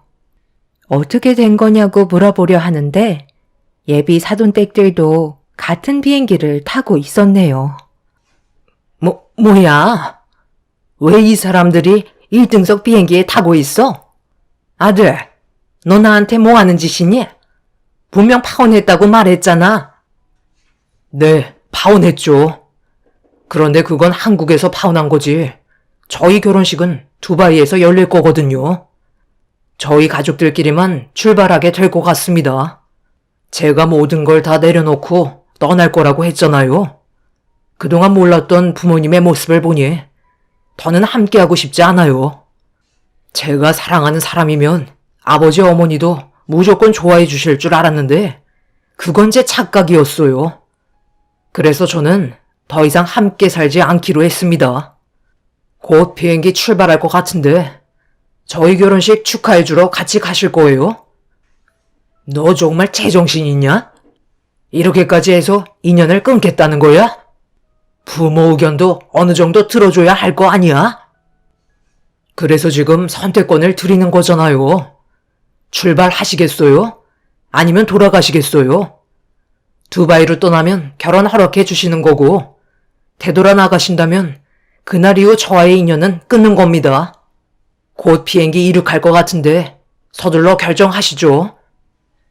사돈분들은 피가 거꾸로 쏟았는지 그 자리에 털썩 주저앉았고 말도 안 된다며 비행기 안에서 난리를 치기 시작했어요. 몇 시간 전까지만 해도 사부인과 한바탕 했었기 때문에 안 좋은 감정 때문인지 사부인은 두 번 다시 자기 아들의 얼굴을 볼 생각이 없다면서 뒤돌아 비행기를 빠져나갔습니다. 그 뒤를 사돈 어른과 사돈 처녀도 따라 나갔고 그렇게 저희들만 비행기를 타고 이륙을 하게 되었네요. 남편은 사위에게 정말 괜찮겠냐며 걱정스러운 얼굴로 바라보고 있었는데 이미 마음을 굳힌 듯 더 이상 신경 쓰려 하지 않았어요. 그렇게 저희는 사위의 도움으로 두바이라는 곳에서 여행과 함께 딸과 사위의 결혼식까지 보게 되었습니다. 사위는 국내에서 비밀리에 결혼식 올리는 것 자체가 불가능하다며 한 번뿐인 결혼식 망치고 싶지 않다고 저희 가족에게만 인정받으면 된다는 말을 꺼내었네요. 그런데 두바이에서 결혼식과 여행을 끝마치고 국내로 돌아왔는데 경찰들이 사위를 기다리고 있었어요. 갑작스런 상황에 당황스러워 무슨 일이냐고 물어보자 사돈 어른의 회사에 문제가 생긴 듯 조사를 받아봐야 한다는 말을 듣게 되었습니다. 그리고 저희가 알게 된 소식은 사돈댁이 임원들의 성과급 일부를 되돌려 받는 수법으로 비자금을 조성했고 그렇게 횡령한 자금으로 다른 곳에 투자를 하면서 회사의 자금을 함부로 사용한 거에 대해 문제가 커지게 되었습니다. 그런데 이런 사실에 대해 고발을 한 게 사위였어요. 몰랐던 사실을 알게 되면서 회사 사람들이 많은 피해를 보고 있다는 걸 지켜볼 수 없었던 사위가 내린 결정이었네요. 결국 그날 이후 사돈 어른은 총수직에서 사퇴를 하게 되었고 법적인 처벌을 받게 되었네요. 그리고 사위는 현재 다른 사업을 추진하면서 제 딸과 함께 결혼 생활을 유지해오고 있습니다. 사위의 결정들이 모두 옳다고 생각되진 않아요. 하지만 둘이 사랑해서 남은 인생을 함께 하겠다는 거에 응원을 해주기는커녕 오히려 자식의 마음에 아픔을 주는 게 더 안 좋은 행동이라 생각합니다. 저는 앞으로 제 딸과 사위가 잘 사는 모습을 보여주었으면 좋겠어요. 언젠가 사돈 집안도 인정해줄 날이 오겠죠. 여러분들은 사랑과 돈, 이 둘 중에 무엇을 선택하시겠나요? 사위는 돈보다 사랑을 선택했고 지금도 행복하게 잘 살고 있습니다. 저는 언제나 뒤에서 응원해줄 생각입니다. 제 사연을 들어주신 분들, 오늘도 뜻깊은 하루가 되시길 바랍니다. 감사합니다. 안녕하세요. 저는 태안에 살고 있는 30대 중반 여자입니다.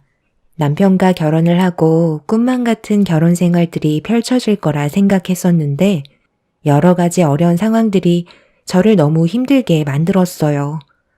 많은 걸 바란 것도 아니고 소소한 행복들에 감사할 뿐이었는데 전혀 예상하지 못한 일을 겪게 돼서 지금 현재 너무 놀란 상태입니다. 현재 결혼 5년 차에 2살 된 아들 하나를 키우고 있는데요. 지금으로부터 한 5개월 전쯤에 시모가 저희 집에 방문을 하셨어요. 그때 당시 엄마도 함께 있었는데 시댁과 저희 집은 걸어서 10분 정도로 상당히 가까운 거리라 시모가 항상 예고 없이 찾아오실 때가 많았었죠. 그날 역시도 시모는 저에게 전화 한 통 하지 않고 현관문 비밀번호를 누른 뒤 집에 들어오셨어요. 예전에 이런 문제 때문에 현관 비밀번호를 한번 바꿔 썼다가 집안이 난리가 난 적이 있었거든요. 그래서 다시 원래대로 되돌려 놓게 되었었죠. 시모의 성격은 여성스럽기보단 남성적인 부면이 많다고 해야 할까요? 상당히 거치시고 말을 하실 때도 상대방의 기분이 어떨지는 전혀 생각하지 않습니다. 그래서 최대한 마찰을 줄이기 위해 묵묵히 들어드리는 편이고 시모의 심기를 건들게 하지 않으려고 최대한 눈치껏 행동을 하게 되었어요.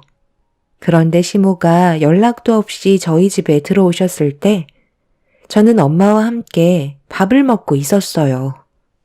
아이가 겨우 잠이 들어서 잠시 숨을 돌릴 수 있는 아주 소중한 시간이었습니다. 최대한 휴식을 취해야 하는 그 시간에 시모의 현관 비밀번호를 누르는 소리에 잠기가 밝았던 아이는 자다가 놀랐는지 잠에서 깨어나게 되었고 엄마가 방 안으로 들어가 울고 있는 아이를 진정시켜주고 계셨죠. 애를 네가 봐야지. 왜 사돈이 방 안으로 들어가시는 거야? 너는 지금 이 와중에 밥이 목구멍으로 넘어가니? 어머님, 그게 아니라요. 저희 엄마가 먼저 식사를 끝내셔서 저도 최대한 빨리 먹고 돌봐주려고 한 거예요. 사돈이 계속 이런 식으로 도와주시니까 얘가 당연하게 생각하는 거라고요. 요즘 들어 너무 자주 찾아오시는 것 같네요. 엄마가 딸 얼굴 좀 보고 싶어서 오는 것뿐인데 뭐가 잘못됐나요? 그러는 사돈은 왜 연락도 없이 찾아오신 거예요? 저희야 당연히 집이 바로 앞이니까 왔다 갔다 하는 거지만 사돈은 며느리 집에서 버스 타고 2시간은 와야 하는 거리잖아요? 그러니 당연히 비교할 수가 없죠. 예, 일단 상을 차렸으니 나도 좀 먹게 밥 좀 퍼와라. 그나저나 사돈께서는 언제까지 며느리 집에 있을 생각이세요? 웬만하면 해 떨어지기 전에 댁에 들어가셔야 하지 않겠어요? 며느리와 단둘이 할 얘기가 있거든요. 그건 제가 알아서 할 테니 신경 안 쓰셨으면 좋겠네요. 그리고 할 얘기가 있으시면 그냥 하세요. 무슨 비밀 얘기를 하시려고 저를 꼭 내보내려 하시나요? 괜히 제 딸에게 안 좋은 말씀 하실까봐 오늘은 아예 여기서 자고 가야겠네요. 엄마와 시모는 서로 안 좋은 시선을 주고받으며 가라앉은 분위기를 조성하고 계셨어요. 저는 밥을 먹다 체할 것 같아 시모에게 밥을 퍼드린 다음 엄마의 품에 안겨있던 아이를 제가 받아 들었습니다. 엄마는 집에 들어가 봐야겠다면서 시모와 얼굴을 붉히는 게 싫으셨는지 자리를 피하려 하셨어요. 그렇게 짐을 챙기신 뒤 현관문으로 나서시려는데 엄마가 현금을 가지고 온다는 걸 깜빡하셔서 집에 쌀이 뚝 떨어져 아빠가 오시기 전에 저녁을 차려야 하는데 집에 들렀다 나오는 시간이 안 될 것 같다며 저에게 돈 좀 빌려달라고 부탁을 하셨어요. 그래서 엄마한테 용돈을 드린 지도 꽤 오래된 것 같아 이왕 드리는 거 용돈으로 챙겨 드리려 했는데 지갑을 열었을 때 제 눈에 들어온 건 10,000원짜리 3장 뿐이었어요. 어쩔 수 없이 엄마에게 죄송하다며 30,000원밖에 없다며 건네드렸습니다. 그렇게 엄마는 저에게 고마워하시며 집으로 돌아가셨는데 시모가 저를 빤히 쳐다보시더라고요. 무슨 생각을 하시고 계시는지 알아차리지 못했던 저는 어색한 미소로 시모를 바라봤어요. 너 지금 뭐 하는 짓이니? 시애미가 옆에서 떡하니 보고 있는데 쌀값 3만 원이 웬 말이야? 제정신인 거니? 그게요, 지갑에 현금이 있는 줄 알았는데 3만 원밖에 없어서 저도 당황했어요. 용돈도 챙겨드리지 못해서 죄송할 뿐이네요. 뭐라는 거니? 내 말은 왜 사부인한테 3만 원을 줬냐는 거야? 너는 출가 외인 아니야? 네가 지금 사부인한테 건네준 그 3만 원 누구 돈이야? 네가 직접 일해서 벌은 돈도 아니고 내 아들이 힘들게 회사 생활하며 상사 눈치 보면서 한 달에 얼마 되지도 않는 월급 받은 돈 아니니? 그런데 지금 내 아들의 돈을 한마디 상의도 없이 당연하다는 듯 꺼내주는 게 맞는 거야? 어머님이 말씀하신 대로 제가 저희 엄마한테 건네드린 3만 원이 남편이 힘들게 벌어온 돈은 맞는데요. 그렇다고 제가 크게 잘못했다고 생각되지 않아요. 저도 그만큼 남편에게 최선을 다해 내조하고 있고 이 정도는 충분히 이해해 줄 수 있을 거라 생각하는데요. 어머님께서 제가 3만 원 드린 게 정말 불편하게 생각하신다면 남편이랑 맞벌이 할 때 모아두었던 돈에서 3만 원 채워 놓을게요. 그런데 저도 남편이 잠깐 일을 쉴 수밖에 없는 상황이 있었을 때 제가 벌어오는 돈으로 생활했었고 그 돈으로 어머님, 아버님 용돈까지 전부 다 챙겨드렸었어요. 그래서 저도 이 정도의 금액은 당연히 저희 엄마한테 드려도 괜찮다고 생각했는데요. 용돈도 아니고 당장 현금이 없으셔서 쌀을 사지 못하신다는 건데 이 정도는 이해해 주셔야 하는 거 아닌가요? 저희 엄마한테 용돈을 챙겨드린 돈보다 제가 일했을 때 어머님께 챙겨드린 제 월급의 일부분이 훨씬 더 많았어요. 어머님께서 이런 사소한 일로 저에게 스트레스를 계속 주시면 앞으로 살아가는데 너무 힘들 것 같아요. 저희 엄마한테 쌀값으로 3만 원을 내어드렸다는 이유 하나만으로 시모가 화를 내는 거에 이해를 하지 못했던 저는 너무 서러운 마음에 시모에게 불만을 털어놓고 말았어요. 시모는 제가 반박을 하자 기분이 상하셨는지 얼굴이 붉어지셨습니다. 갑자기 말수가 적어지신 시모의 눈치를 조심스럽게 살피고 있는데 시모가 저에게 가까이 오라는 손짓을 하시더라고요. 그래서 안고 있던 아이를 방에 눕힌 뒤 시모에게 다가간 순간 전혀 예상하지 못한 일이 발생되고 말았습니다. 시모가 드시고 계셨던 우럭젓국이 너무 짜서 맛이 없다며 이런 것도 음식이라고 내어준 거냐면서 국그릇을 드시더니 제 몸쪽으로 젓국을 부어 버리셨어요. 너무 황당하고 어이가 없어서 뭐 하시는 거냐고 저도 모르게 소리를 지르고 말았습니다. 어머님, 지금 제정신이세요? 입맛에 안 맞으시면 그냥 안 드시면 되는 거잖아요. 그렇다고 저한테 국을 부어버리면 어떡해요? 너 지금 내 아들이랑 결혼한 지 얼마나 됐니? 5년 차 아니야? 그런데 아직까지 음식을 이런 식으로밖에 못 만들어? 저는 마음만 좋던데요. 그리고 어머님이 방금 저한테 부어버린 젓국은 저희 엄마가 만들어주신 거라고요. 어머님은 그동안 저희 집에 오셔서 한 번이라도 음식을 만들어주신 적이 있으세요? 시도 때도 없이 오셔서는 맨날 지적만 하시고 좋은 말은 단 한 번도 해준 적이 없으셨잖아요. 이렇게 사는 건 정말 아닌 것 같아요. 저번에는 어머님이 하도 난리를 치셔서 어쩔 수 없이 현관문 비밀번호 다시 제자리로 돌려놓았지만 이번에는 바뀐 비밀번호 절대 알려드리지 않을 거예요. 그리고 지금 당장 저희 집에서 나가주세요. 도대체 무슨 할 말이 하고 싶으셔서 오신 거예요? 딱히 하고 싶은 말도 없으셨죠? 그냥 트집 잡으시려고 들어오신 거 아닌가요? 당분간 어머님한테 연락드리지 않을 테니 어머님도 오지 마세요. 시모는 제가 얼굴을 붉히면서 화를 내기 시작하자 어이가 없다는 듯 쳐다보고 계셨습니다. 남편과 결혼을 한 뒤로 시모는 하나부터 열까지 전부 트집만 잡으셨어요. 그렇다고 좋은 말을 해주신 적도 단 한 번도 없었어요. 그런 사소한 것들이 계속해서 쌓이다가 엄마가 힘들게 만들어주신 우럭젓국을 입에 맞지 않는다는 이유 하나만으로 그 자리에서 저한테 부어버리셨다는 건 너무 큰 충격과 실망으로 다가오게 되었죠. 그렇게 시모와 저는 서로 얼굴을 붉힌 채 노려보고 있었는데 아이의 울음소리로 상황은 마무리가 되었고 시모는 더 이상 아무 말 없이 집 밖으로 나가셨어요. 도대체 저희 집에 왜 오신 건지 이유도 알지 못한 채 엄마와 저는 상처만 받게 되었네요.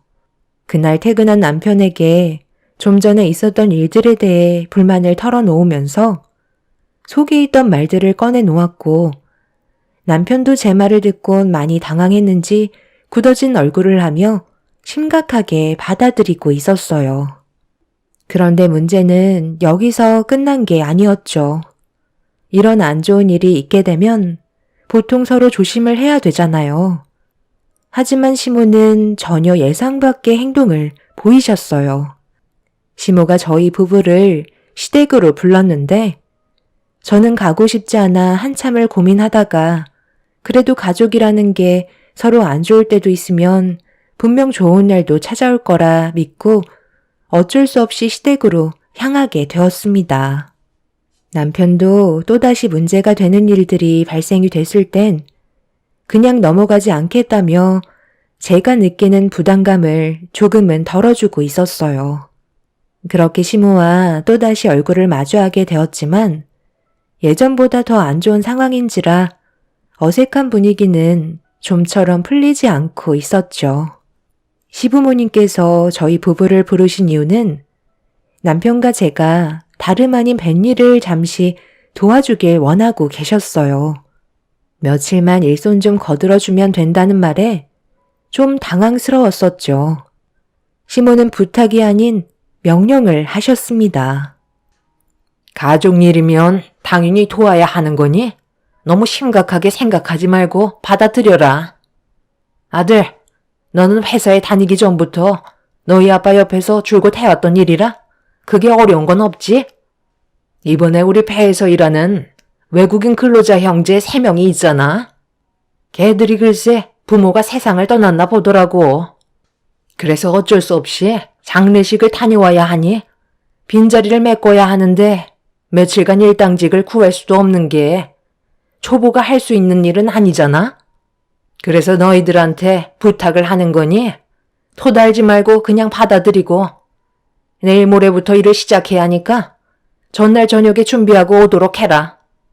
애는 내가 봐줄 테니까 걱정하지 말고. 왜 애를 엄마가 봐줘요? 이 사람은 배에 올라타 본 적도 없다고요. 쉬운 일도 아니고 위험한 일인데 자칫하다가 사고라도 나면 어쩌려고요. 그렇게는 절대 안 돼요. 애는 이 사람이 보고 엄마랑 제가 뱃일을 하는 게 맞는 거라고요. 내가 지금 이 나이에 뱃일을 해야 되겠니? 그래도 어느 정도 힘이 좋은 며느리가 하는 게 좋지. 힘든 일은 하지 말고 며느리가 할 수 있는 일거리를 시키면 되는 거잖아. 너는 엄마를 그렇게까지 일을 시키고 싶은 거야? 예전에는 아주 엄마 껌딱지처럼 쫓아다니더니만 둘이 결혼했다고 이제 엄마는 안중에도 없는 거지? 며느리 너는 어떻게 생각하니? 애를 네가 봤으면 좋겠니? 일손이 하나라도 부족하니까 차라리 사부인께 도와달라고 얘기를 좀 하던가. 내 생각은 그게 좋을 것 같은데.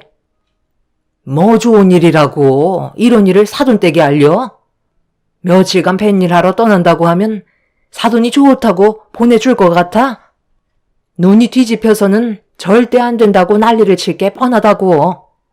예, 시애미가 요즘 몸이 많이 힘드니까 네가 내 아들 따라가서 뱃일 좀 하거라. 너도 우리 집안 식구면 이런 것도 배워야 하지 않겠어? 앞으로 이런 일이 한두 번 생기는 것도 아닐 텐데 미리 배워둔다 생각하면 좋잖니. 혹시 알아? 뱃일이 체질에 맞아서 뱃사람이 될 수도 있는 거라고. 손자는 내가 알아서 볼 테니 이번에 좋은 경험한다 생각하고 며칠간만 고생 좀 하고 오도록 해라. 아들, 너도 회사의 사정을 얘기하고 미리 계획해서 준비하고. 시모의 강압으로 저희는 어쩔 수 없이 시부의 뱃일을 도와드려야만 했어요. 저는 관광배만 타봤지 시부가 일하시는 배에는 단 한 번도 올라탄 적이 없었습니다. 여러 가지 고기들을 잡는 건 알고 있었지만 제가 직접 배 위로 올라가 일을 하게 될 거라곤 전혀 상상하지 못했었어요. 결국 저희 부부는 시부의 일손을 돕기 위해 배 위로 올라타게 되었고 남편은 제가 걱정이 되었는지 아무것도 시키지 않았습니다. 그런데 좁은 배 위에서 남편과 시부가 힘들게 일을 하고 있는데 제가 그냥 보고만 있는 것도 그래서 할 수 있는 건 최대한 도와주려고 노력을 했어요. 정말 다행이었던 건 미리 멀미약도 먹어서 심하게 속이 울렁거리지는 않았습니다. 임신을 했을 때 입덧보다 덜했기 때문에 참을만 했었는데 문제는 바닥이 너무 미끄러웠어요. 처음에는 잘 몰랐는데 물고기를 끌어올리면서 끈적거리는 무언가가 걸어다니는 걸 어렵게 만들었습니다. 거기에다가 점점 높아지는 파도는 저를 더욱더 불안하게 만들기 시작했어요. 그렇게 첫날의 뱃일이 힘들게 끝이 나고 완전 녹초가 되어버린 상태로 집에 들어와 곧바로 쓰러지고 말았네요. 그리고 그 다음날도 동이 트지 않은 새벽 시간에 배를 타고 먼 바다로 나가 파도와 싸우며 남편과 시부가 시키는 대로 움직이면서 일손을 도와주던 도중에 갑자기 현기증이 몰려왔어요. 안 하던 일을 해서 그런지 어지러움이 갑작스럽게 왔었는데 제가 잡고 있던 줄을 놓치게 되면서 순간적으로 넘어지게 되었고 심한 파도의 너울이 제 몸을 통제하지 못하게 만들었습니다.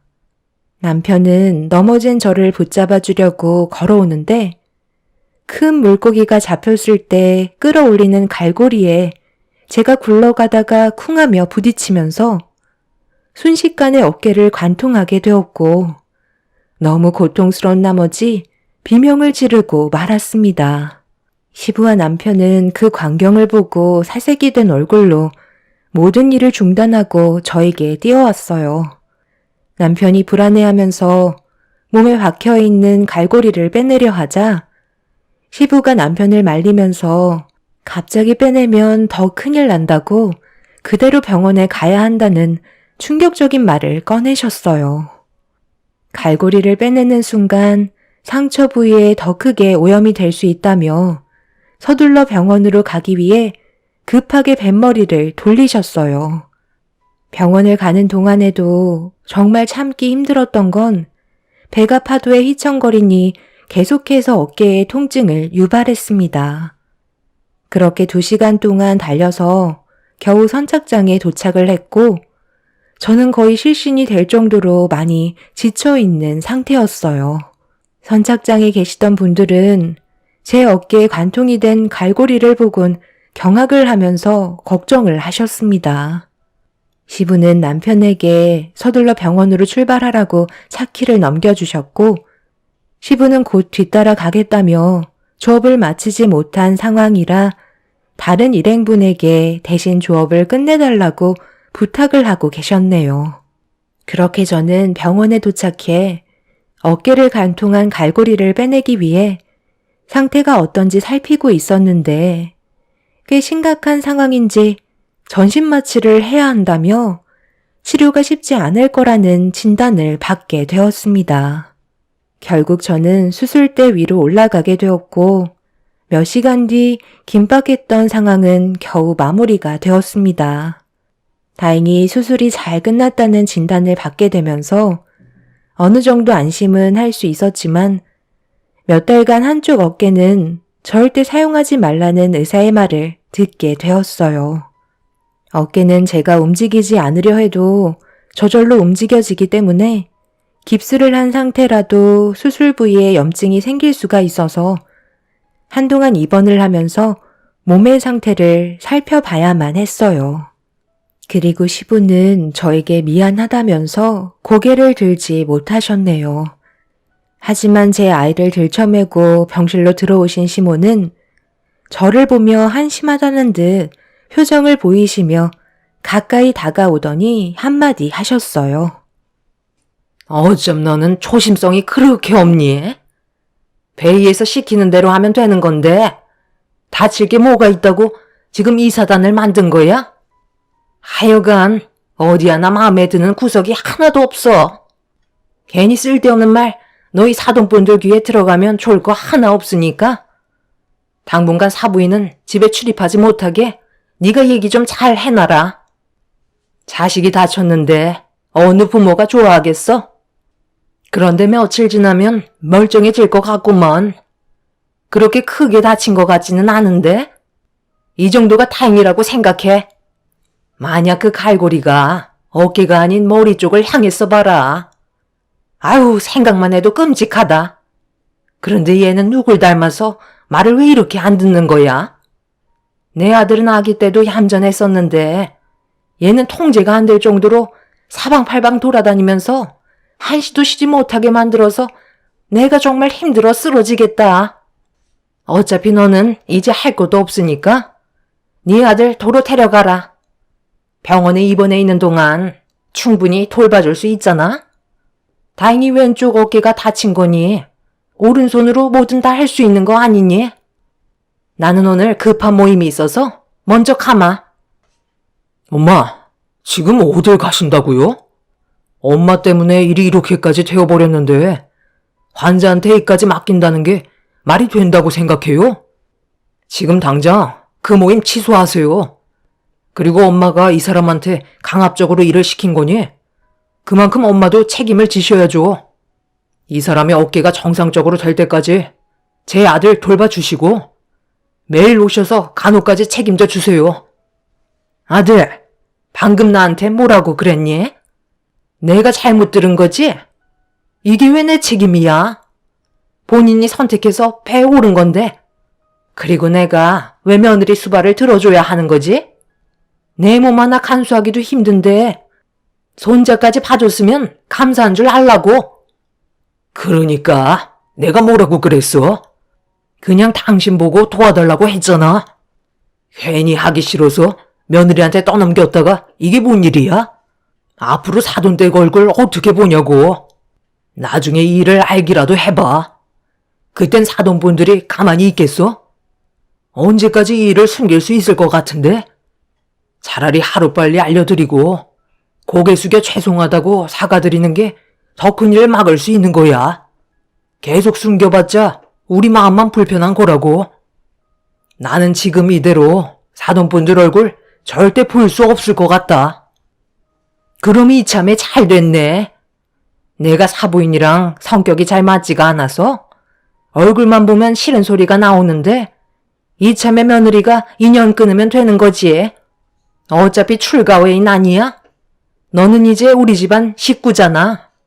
그리고 얘도 생각이 있으면 사돈분들께 이 사실을 말하지 않겠지. 그럼 집안 싸움밖에 더 나겠어? 일단 오늘은 내가 중요한 볼 일이 있어서 그러니 아들 네가 애를 좀 봐야겠다. 하여간 우리 집안에 시집 온 순간부터 조용할 날이 없다니까. 나는 먼저 일어나 보도록 하마. 시모는 조금도 저에게 미안한 마음을 가지지 않았어요. 오히려 더 큰 목소리로 저를 다그치셨죠. 다친 것도 서러운데 시모에게 상처되는 말을 듣게 되니 저도 모르게 서러워서 눈물이 쏟아지고 말았습니다. 시부와 남편은 시모의 행동에 많이 당황한 듯 뒤따라가더니 더욱더 심각한 대화를 주고받고 있었어요. 그날 남편과 결혼 이후 시모에게 제일 큰 실망을 하게 된 저는 병원에서 퇴원을 하게 되면 시모와 완전히 인연을 끊어낼 생각을 가지게 되었고, 그렇게 남편과 시부의 도움으로 저는 지속적으로 치료를 받을 수 있었네요. 시모는 온갖 불만을 털어놓으면서 제 아들을 돌봐주는 거에 대해 상당히 짐스럽게 생각하고 계셨어요. 아들 손자까지 낳아줬는데 이런 수모를 겪는 건 너무 불쾌했고 태어날 때까지만 꾹 참으며 때를 기다렸습니다. 그렇게 온갖 서러움 다 품은 채로 치료가 끝난 뒤 집으로 돌아갈 수 있었지만 어깨 통증은 지속적으로 저에게 고통을 주고 있었죠. 남편의 도움을 받아 통원 치료하면서 최대한 어깨를 안 쓰려 했었지만 육아를 하는 저로서는 그게 잘 되지 않더라고요. 그리고 제가 퇴원을 하고 난 이후부터 시모는 저에게 조금도 도움을 주려 하지도 않았고 전화조차 한 통 한 적이 없었어요.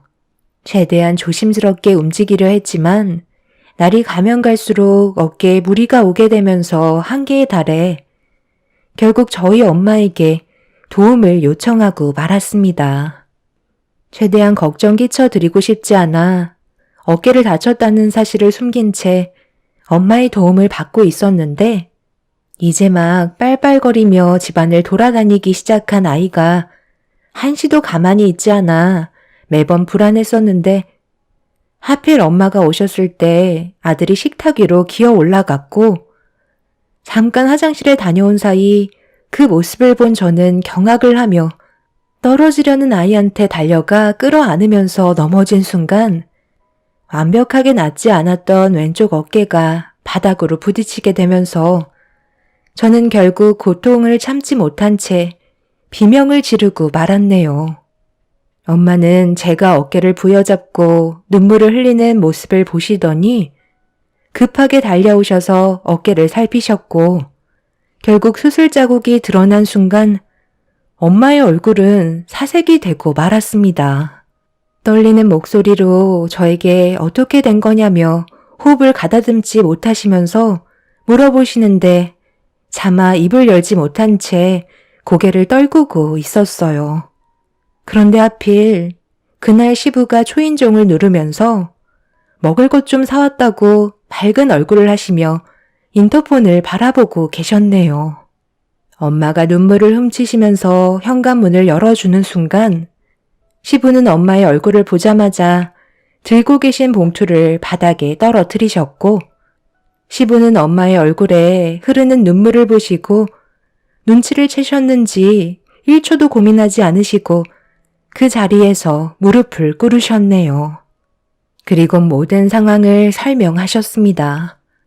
엄마는 결국 오열을 하며 시부뺨을 내려치셨고 당장 모두를 집 안으로 불러들이라면서 화를 가라앉히지 못하셨네요. 시부는 몇 번이나 엄마에게 죄송하다는 말을 반복하시면서 시모와 남편을 서둘러 저희 집으로 부르셨습니다. 그렇게 모두가 한자리에 모이게 되었고 엄마는 제 몸에 난 상처를 보시며 괴로움의 하소연을 시작하셨어요. 이렇게 될 거라는 거 예상 못한 거 아니잖아요. 이제 어쩔 거예요. 제 딸의 어깨에 평생 후유증으로 남게 될지도 모르는 상처를 남기셨는데 이거 어쩔 거냐고요. 육아를 하는데 어깨가 얼마나 중요한 역할을 하는지 다들 모르시는 것도 아니잖아요. 그런데 이건 저희 잘못이 아니죠. 도와달라고 한 건 맞는데 다친 건 개인 부주의 아닌가요? 우리가 뭘 어떻게 해줄 수 있겠어요? 그럼 저희 딸이 지금 몸이 온전치 않고 사돈께서 조금이라도 미안한 마음을 가지고 계셨다면 몸이 완전히 회복이 될 때까지는 옆에서 손자를 돌봐줘야 하는 게 당연한 거 아닌가요? 언제는 가족 운운하시더니 정작 정말 도움이 필요할 때는 왜 모른 척 하시는 거죠? 한 번도 해본 적 없는 뱃일을 시켰을 때 가족 얘기 꺼내지 않으셨나요? 그럼 제 딸이 다친 것도 가족들의 책임인데 사돈은 조금도 짐을 지지 않으시겠다는 거네요. 신서방, 앞으로 어떻게 할 거야? 내 딸이랑 계속 살 거야? 아니면 이혼할 거야? 나는 지금 이 상태론 사돈분들의 며느리로 남게 할 생각이 조금도 없는데 당장 선택하게. 말이 좀 심한 거 아니에요? 고작 바늘로 어깨 찔린 거 가지고 엄청 호들갑이시네. 예, 내가 미안하다. 이제 됐니? 지금 그걸 사과라고 하시는 거예요? 고작 바늘로 어깨를 찔렸다고요? 저는 더 이상 어머님의 며느리가 될 생각이 없어요. 여기까지 하겠습니다. 그동안 제가 너무 많은 상처를 받아서 더는 견디지 못할 것 같아요. 당신이 선택해. 나야 어머님이야? 얘가 이참에 아주 나를 집어 삼키려 드네. 감히 심히 머리 위로 올라서겠다는 거니? 그래, 네가 원하는 대로 해라. 인연 끊는다고 내가 무서워할 줄 알아? 아들, 너도 저런 여자 지긋지긋하지? 몸에 하자 생겼는데 데리고 살면 뭐하겠니? 당장 이혼하고 새삼 살아라. 내가 아주 좋은 며느리감 소개해주마. 당신은 뭘 그리 잘못했다고 죄 지은 사람처럼 고개를 떨구고 있어? 당당하게 고개 들고 그만 현실을 받아들이라고. 쟤는 이제 우리 집안의 며느리가 아니야. 제발 그만 좀 해. 당신의 그 억지 때문에 이런 상황까지 치닫게 된 거라고. 내가 애초부터 사과를 드리자고 얘기했을 때 내 말을 들었으면 이렇게까지 심각해지지도 않았을 거라고. 나는 이제 더 이상은 못하겠어. 내가 원하는 건 이런 삶이 아니었다고. 당신 때문에 내 아들의 인생까지 망치는 꼴은 더 이상 못 보겠어. 당신이 좀 책임을 못 지겠다면 우리 여기까지 하자고. 아들, 너도 잘 생각해서 판단해라. 아빠는 여기에서 이만 끝낼 생각이다. 지금까지 살아오면서 당신 때문에 내 인생은 너무 많은 피해를 봤었다고. 시부의 말을 듣던 시모는 어이가 없다는 듯 화를 내셨고, 시모는 시부의 뺨에 손을 올려 붙이셨습니다. 시부는 저희 엄마한테 죄송하다며 자리에서 일어나신 뒤 현관문으로 나가셨어요. 남편도 시부의 편에 서서 시모와 함께 할 수 없을 것 같다며 시모를 밖으로 내쫓아 버렸습니다. 한참 동안 현관문을 두드리면서 남편에게 난리를 치시던 시모는 끝까지 자기 잘못에 대해 인정을 하지 않으셨어요. 하지만 점점 상태가 심각해지면서 시부는 이혼 서류를 내미셨고 남편도 시모와 인연을 끊게 되자 불안한 마음이 커진 시모는 저에게 전화를 하셨어요.